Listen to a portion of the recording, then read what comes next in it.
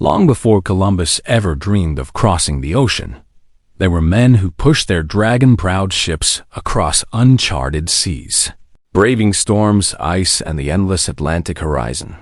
These were the Viking sailors, settlers, and storytellers who carried their world westward, to Iceland, to Greenland, and beyond, into the mysterious land they called Vinland.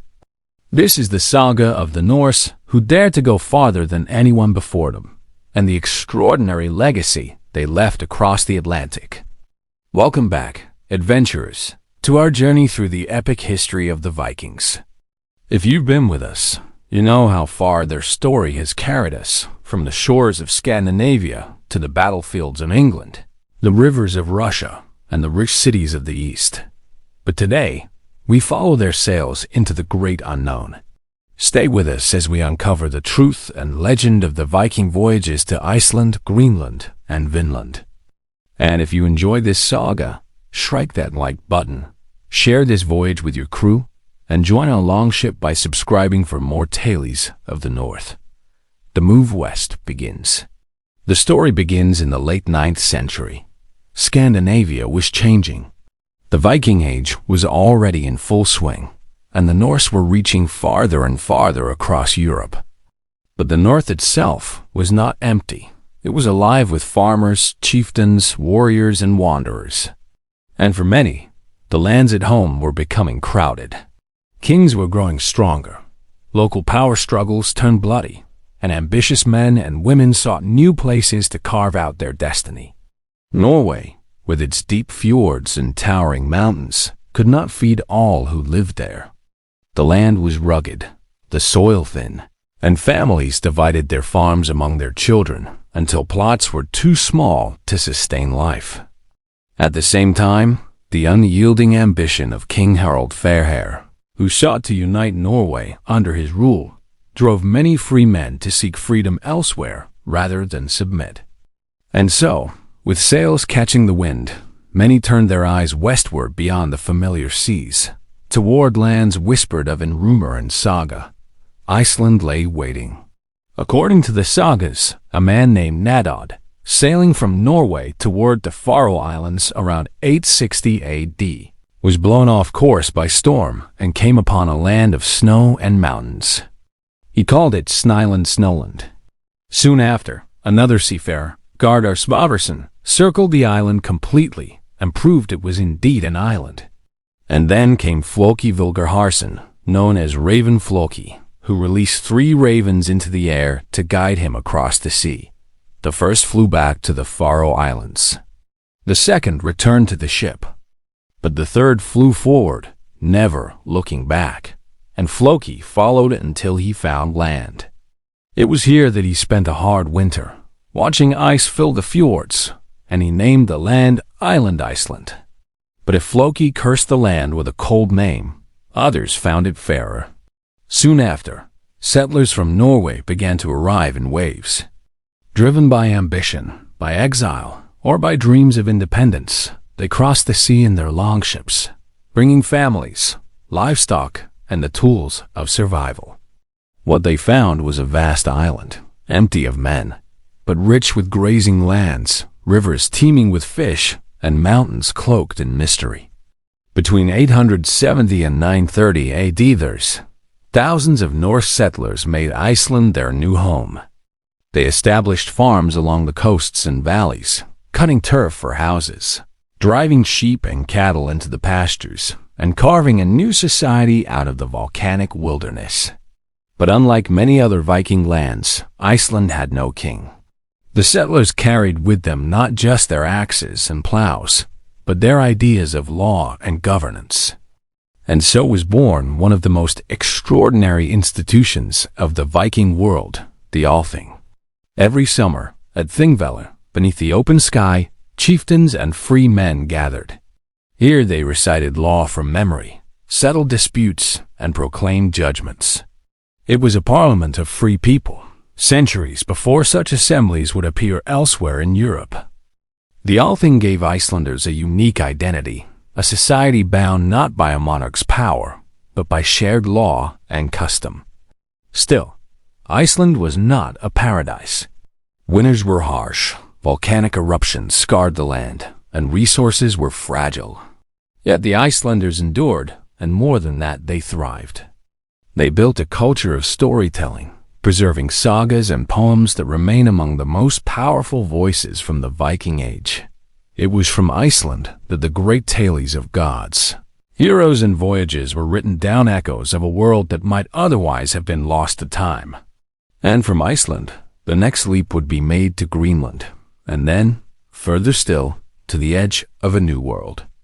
From Iceland, the horizon stretched even farther west. Stories circulated of lands beyond, glimpsed by sailors driven off course, or whispered by travelers returning with strange tales. Some spoke of harsh coasts of rock and ice, others of vast hunting grounds. To men of ambition, such rumors were irresistible. One such man was Erik the Red. Erik was born in Norway, but exiled for killings in a feud. Like many before him, his family sought refuge in Iceland.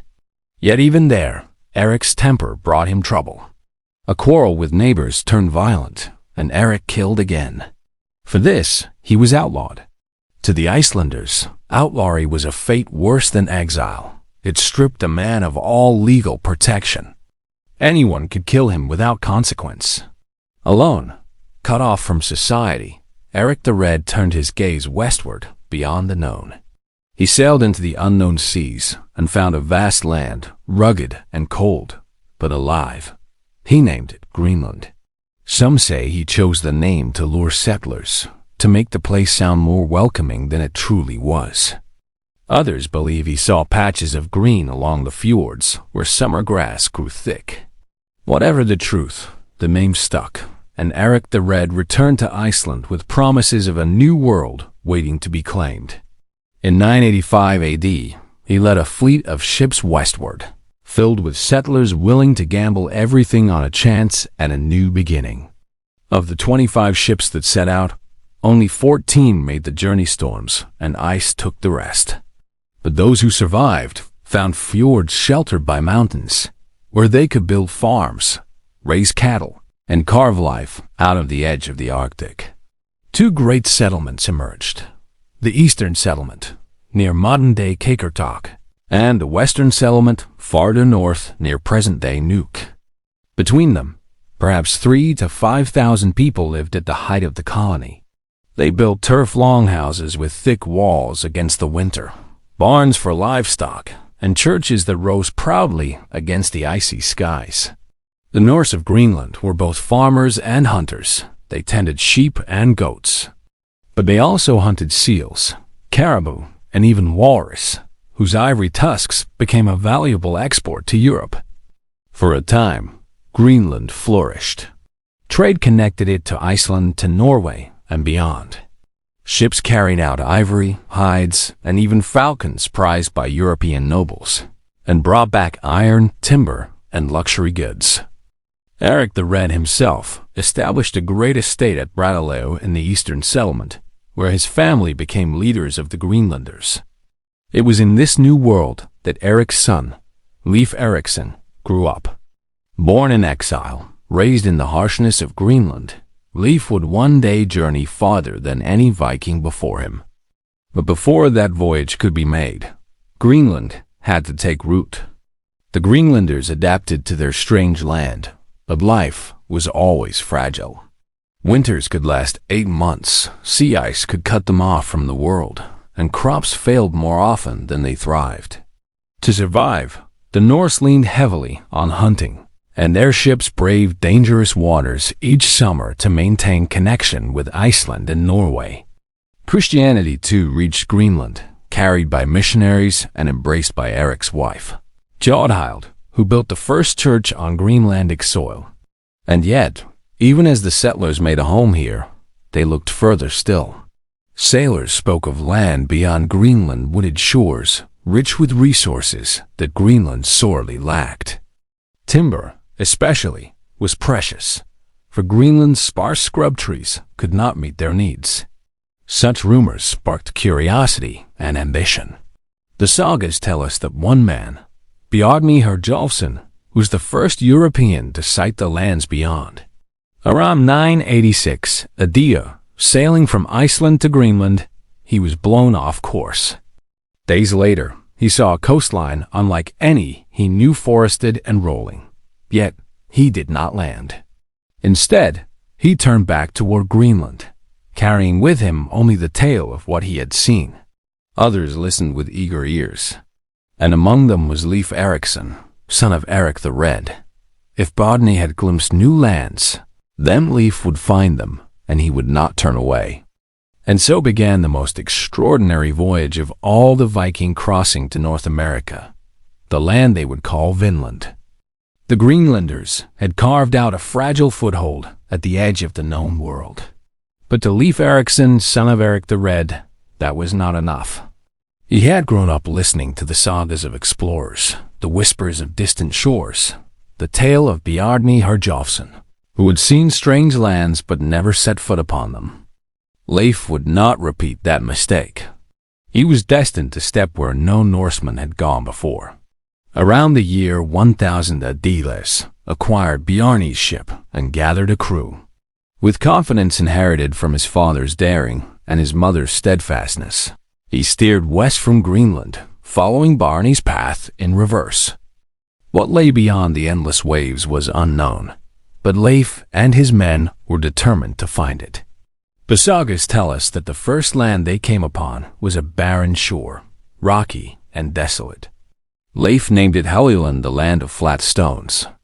Historians believe this was likely Baffin Island in the Canadian Arctic.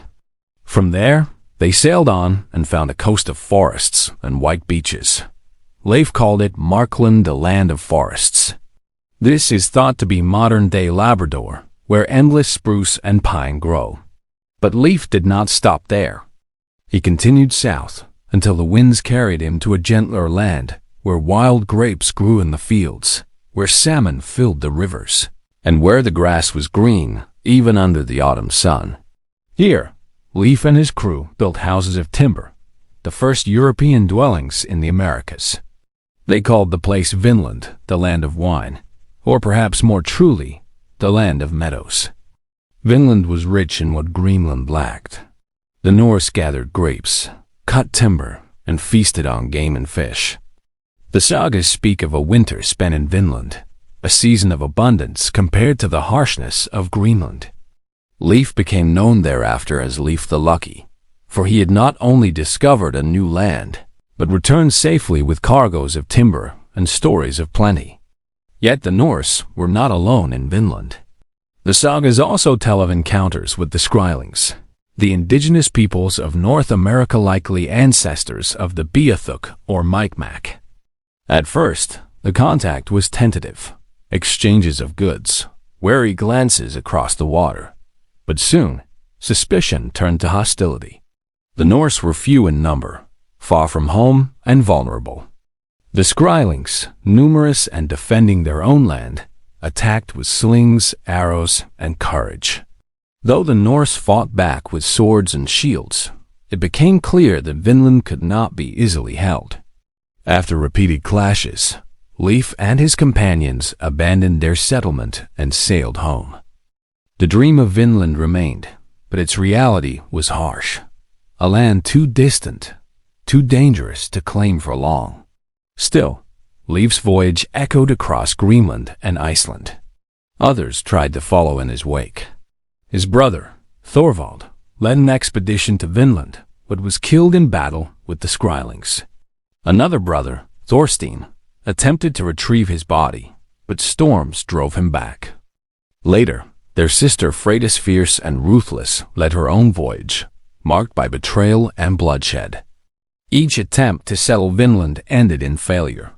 And yet, for a brief moment, the Norse had set foot on North American soil, nearly 5 centuries before Columbus. At a site called Lonzo Meadows in Newfoundland, archaeologists have uncovered the remains of Norse buildings, blacksmithing, and tools, proof that the sagas held truth. The Vikings truly reached the New World, but they could not stay. For the Norse, Vinland became less a colony than a legend, a land of bounty remembered in stories. sung by skalds and passed down through generations. To those who remained in Greenland, the voyages to Vinland provided timber and inspiration, but the settlements faded away. The Atlantic had been crossed, but it would not be bridged for centuries more. Even so, Leif Erikson's journey secured his place in history, not just as the son of Erik the Red, nor as the outlaw's child, but as the first European explorer to set foot on the continent of North America. His name lived on in saga and memory, a symbol of the Viking spirit, restless, daring, and forever seeking new horizons. And yet, the story does not end there. For Greenland itself, though it endured for centuries, faced a slow decline. The Norse who had come so far would eventually vanish from its shores, leaving behind only ruins and mystery. For a time, Greenland stood as the farthest frontier of the Viking world.